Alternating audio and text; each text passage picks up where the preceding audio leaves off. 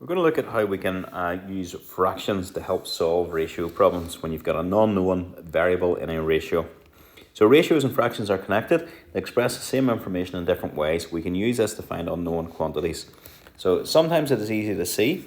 For example, here we have 4 to x is equal to 8 to 9. Then it is obvious that x is 4.5. So how it is obvious, 4 goes to 8 by multiplying by 2. Likewise, 8 goes back to 4 by dividing by 2. So that means 9 goes back to x by dividing by 2. And 9 divided by 2 will give you 4.5. It may not be obvious to you, so if it's not, this method then will allow you to do this.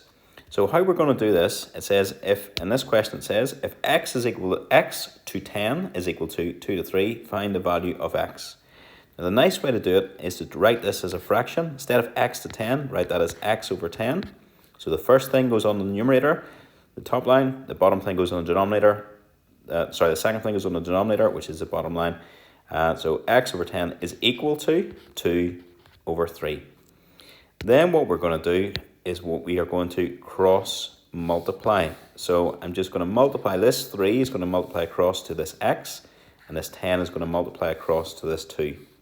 So if you do that, 3 times x is 3x, 10 times 2 is 20, and then you can go on and solve that.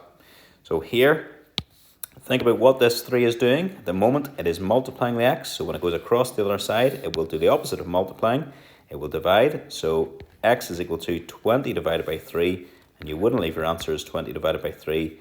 3 goes into 20 6 whole times with 2 left over, so x is equal to 6 2/3.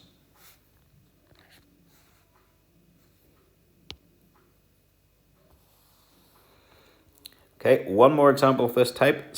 This is a slightly trickier one, but again, the first we're going to write them as fractions. So we have 3 to 5. You'd write that as 3 over 5 is equal to, and then my first number is the 2, my second number is the x. Now, what a lot of people do, and I will do this in red because this is incorrect, what a lot of people do is they'll write that as 3 over 5 is equal to x over 2, just because it's a wee bit easier when the x is on the top line. But unfortunately, this is wrong, so you cannot do it this way. So whatever number comes first in the ratio, put it on the top line of the fraction. Whatever number comes second, put it on the bottom line of the fraction. So now we're going to do the same thing as we did in the previous example. We're going to multiply across, or cross multiply. And if you do that, 3 now gets multiplied by x to give you 3x. 2 multiplies by the 5 to give you 10. And then x is equal to 10 divided by 3, which works out to be 3 1/3.